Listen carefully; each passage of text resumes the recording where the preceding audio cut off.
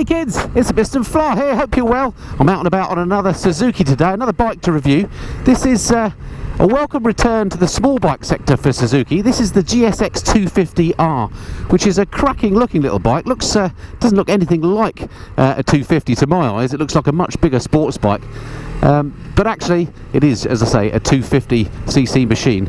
It's A2 license friendly, so it's squarely aimed at new riders, and if you stick around and stay tuned for the next couple of minutes, I'll tell you what I think of her.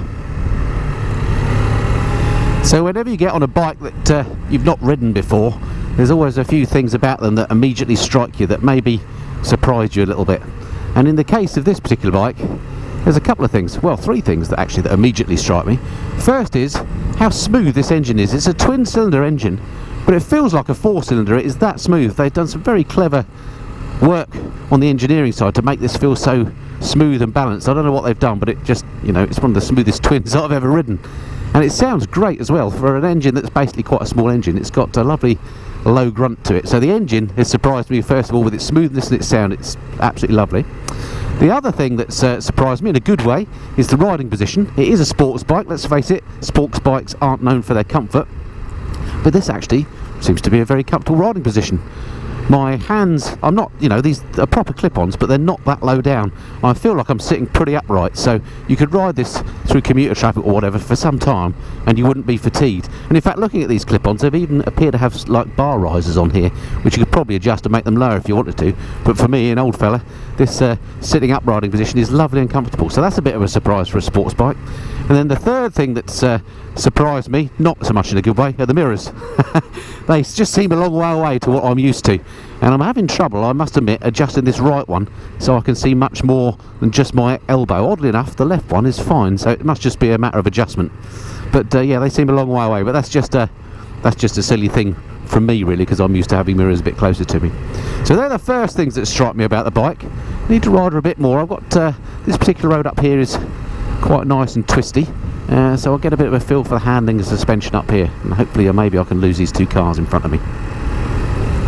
Sadly, I'm riding in the southeast, so as soon as I get rid of a couple of cars, I'll catch up with another one, so I think it's going to be one of those days, but there we are, never mind. Another thing that strikes me immediately about the bike, which is a good thing, is this dash, this display here. It's kind of an inverse LCD, so it shows white on dark instead of dark on light, which is the more conventional way. But actually it looks really neat and really pretty fancy, and it's got everything on there you could possibly need, including a gear position indicator, a proper fuel gauge, which I'm glad to see, which is something that is often missed out on bikes of this type. And we'll go through the specs when we do the walk around in a minute, but when I picked the bike up, as I say, it's absolutely brand new. I'm the first person to ride it. In fact, looking at the Odo there, I've only done 3 miles on it so far, and there was no fuel in it, so I went to the fuel station to fuel up. No drama at the fuel station, I'm glad to say, but I filled it up. It was exactly £10 I put in, and the thing is full. So this is one of those bikes that's going to be absolutely frugal to run. Now this is a bike that's very much at the economy end of the spectrum, if you like. I'm hesitating to say budget bike because it's, you know, over £4 to buy, but it doesn't feel like a budget bike at all when you're riding it, partly because of that amazing LCD screen, which just looks like a quality item. It reminds me very much of the one that's in the big GSXR 1000, but also because of things like the switchgear. Just feels top quality, and that's I guess is a feature of most Japanese bikes, but the indicators and, you know, the on-off switch and everything else just has a nice tactile, solid feel to it. They're not these what I call PCB switches, the sorts of things like you might get on, say, a BMW, where it's just a flimsy switch pressing on a printed circuit board. These are proper tactile switches, which I like. Got a feeling it's going to be one of those days as far as riding the bike's concerned. Plenty of traffic about today, it seems. The ride itself on the GSX250R is, how would I describe this? The seat's quite hard, actually, I have to say. It's quite a big seat. I can move around on it, so I can, you know, I can reposition myself, so if you did start to get some uncomfortableness in the legs, you can move around a bit, which is quite nice. But yeah, the seat is quite hard. The suspension obviously is quite basic on this, and it's set, get up, well, it's medium. It's not hard, it's not soft, it's kind of in between. I don't yet know how that's going to affect the handling. I need to get onto a slightly faster road without traffic to understand that. But it feels, the ride quality feels okay. Wind protection wise, well, I'm only doing 33 miles an hour, so I'm not getting the full blast, but I am off this screen. It is throwing the air straight into my face, so my body seems to be quite well protected, but I am getting wind onto my helmet. But that's it feels like clean air, if you see what I mean. It's not that turbulent, dirty stuff which buffets your head around, so that's not actually an issue. Gearbox is lovely and sweet on this, and clutch is nice and easy to use, but I guess you would expect that these days on a brand new motorcycle. Engine's got a lovely note about it for a 250. It sounds properly purposeful, I like that. Now this particular bike, as I mentioned, is brand new, so it's not properly bedded in yet. The tyres aren't scrubbed in, the brakes aren't worn in properly, so it's not quite at sort of optimal operational characteristics, I would say. And as such, I've found the front brake not that great, but it does need to bed in, so I wouldn't take too much creed on that. It's only got a single disc on the front, so I'm not expecting the front brake to be brilliant, but at the moment on this bike the front brake is a bit rubbish, to be honest. But that, as I say, is probably just because it hasn't bedded in. Back brake, same sort of thing. It's there, but it's not brilliant.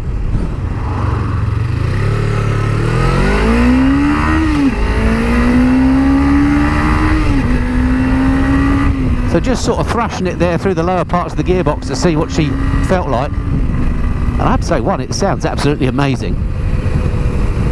But the acceleration, of course, it is only a 250. It's hardly neck snapping. It's not going to get you into too much trouble, this bike. But it does sound nice and it does feel nice. So, yeah, if it's your first sports bike, I think you could have quite a lot of fun on this. Let me just tuck down and see what it's like. Can I get out of that wind?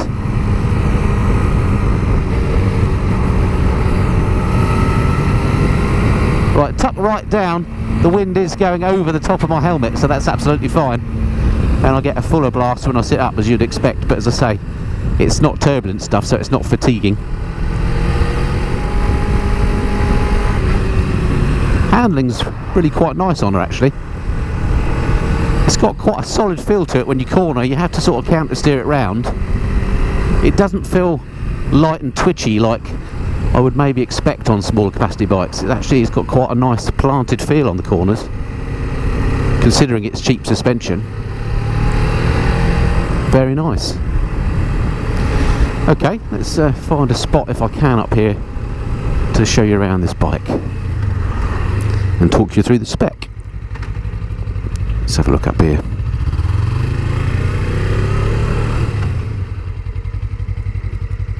Right, let's leave her in gear so she doesn't roll back. There we are. Okay, so here we are. Here she is. This is the black bike, obviously. It comes in two colours. You can get it in the MotoGP typical blue Suzuki colour as well, which is, I think, £100 more on the asking price. I think it's $4,299 the black one, $4,399 for the blue one. As ever, let me get the other camera out and I'll talk you through the spec.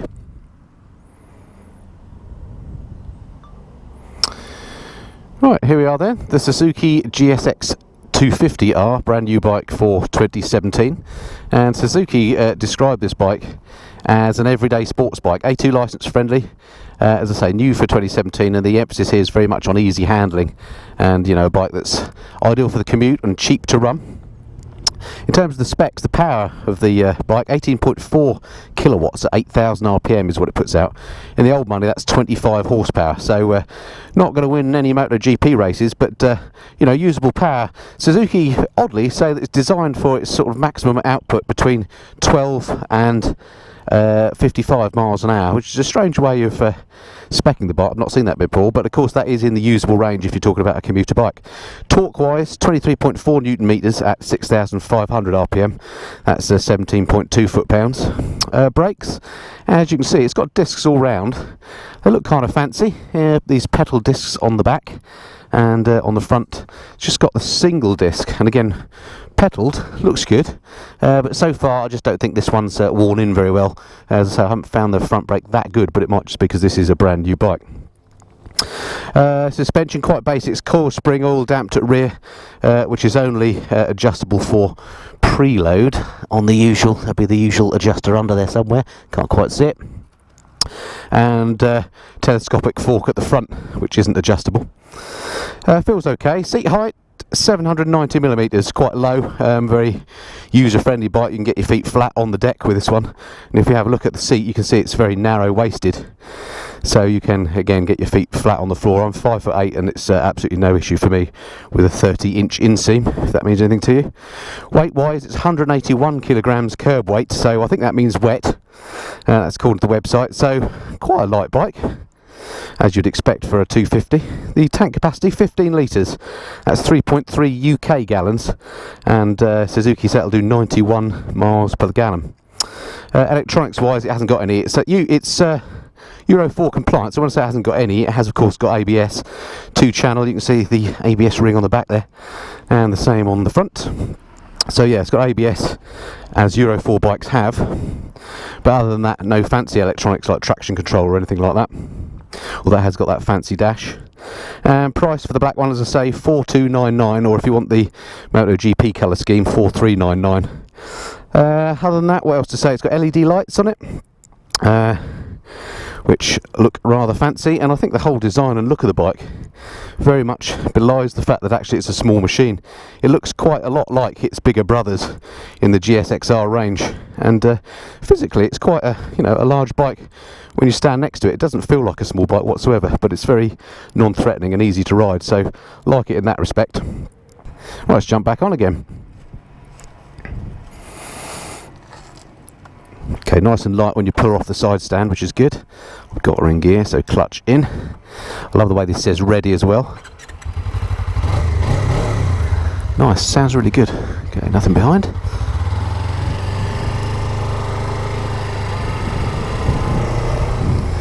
Okay, just up here there's some slightly faster roads, so I can open her up a little bit more.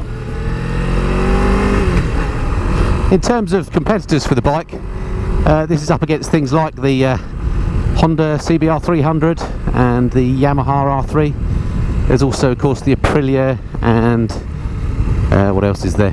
The Kawasaki Ninja as well as one in this category. Oddly though, this being a 250, it's slightly less powerful than all those bikes, which tend to be 300cc machines.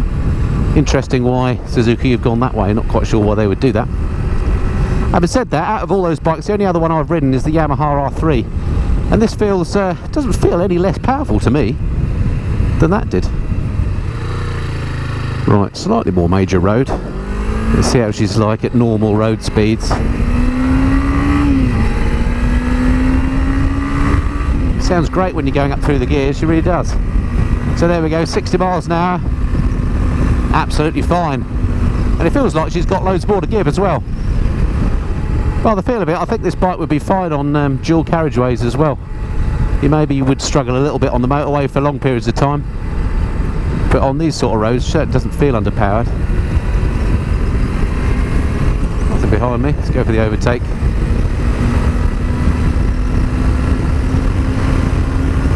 There we go, and the overtake quickly up to 75 miles an hour in fact.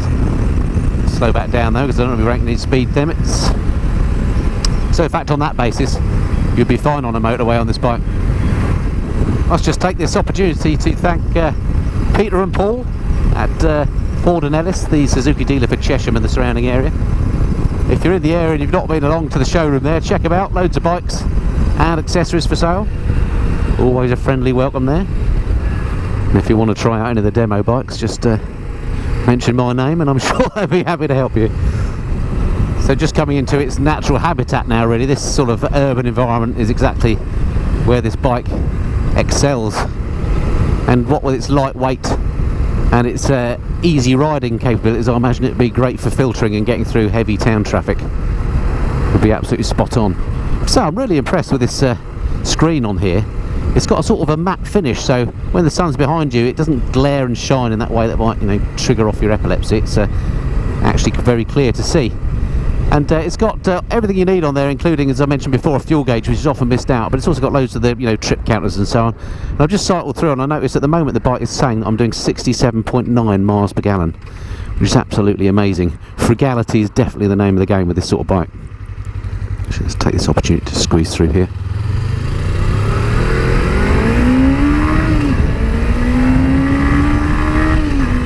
Now I've ridden the bike for a few more miles, I can feel that those front brakes are bedding in much better actually. and there's no issue with the stopping power on the front brake whatsoever now. So take that off the list of negatives. The front brake is fine. So once again, I find myself thinking that the motorcycle buying public is sport at the moment with so many good bikes. I'm trying to think if I was in the A2 market whether I'd go for this over the Yamaha R3, which, as I say, is the other bike in this class that I've ridden. And I think the Yamaha, I think, possibly has it slightly on looks. That's just a subjective thing in my own personal taste. Although this bike is pretty handsome, it has to be said. It's, you know, got the family lines of the bigger GSXRs. In terms of actually riding it, I think I prefer this over the Yamaha. Actually, the engine does seem a bit sweeter. It's really smooth. The Yamaha had a bit more character, and you can decode that to mean was slightly more lumpy. And even though this doesn't have as much power, to me it doesn't feel significantly less power on it. Although it was a little while ago when I rode the Yamaha, so it's difficult to tell without a direct back-to-back comparison.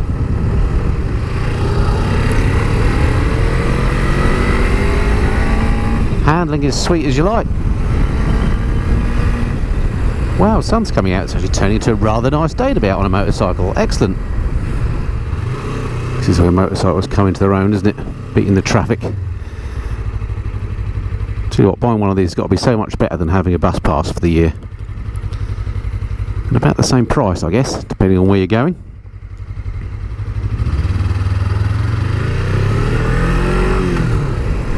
Okay, so I better head back towards the dealer now and take the bike back, otherwise I think I've absconded with it. So what's my sort of overall summary of the GSX250R then?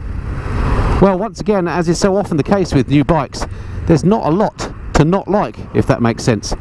New bikes these days are just so darn good. And in the case of this one, there are a few things that strike me as particularly good. I love the LCD dash. This sort of inverse thing, even with the sun behind me, is really clear. I love that. And it's got everything on there you need, including that all-important fuel gauge, which is so often missed off. I love that. The bike itself, very friendly to ride, nothing threatening about it whatsoever. It's got a really smooth engine. Even though it's a twin, they've done something to it to make it really balanced, and it feels almost like a four-cylinder, but it's got that excellent twin grunt.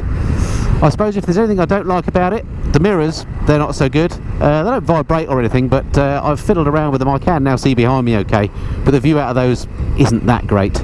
And also the back brake I've found to be a little bit poor, but that may just be because this brake on this bike, it's a brand new bike, just isn't bedded in properly. And anyway, you don't use your back brake that much, so it's again not a big deal. In terms of power delivery, it's entirely predictable. Comfort is lovely. You can sit, you know, I'm sitting pretty much bolt upright at the moment. My legs are just at a slightly acute angle, but it's a nice riding position. You can tuck down if you want to. You've got all the sports bike style, but you've got the practical uprightness of a naked bike, is how I would describe it. The ride is firm but fair. It's not so firm that it's going to jar your fillings out, but at the same time the handling is quite nice, you know, within the limits of a budget suspension. It seems like it's going to be really frugal. At the moment it's saying I'm getting 71.7 miles per gallon out of the bike. Absolutely incredible. And at a price of around about £4,300, I think it's you know, priced spot on as well. And it's got the usual Suzuki quality build. The paint finish is lovely on it. All the switch gear feels nice and solid. There's nothing about this that feels budget, even though it is at the budget end of the market. So there we have it. That's the Suzuki GSX250R. Really nice bike in the A2 category. If you haven't got a full license yet and you fancy a sports bike, this one is well worth considering alongside the others that I mentioned within the category. Okay, I hope that's been of some interest, and I look forward to speaking to you next time. Until then, this has been the Missenden Flyer. Cheerio.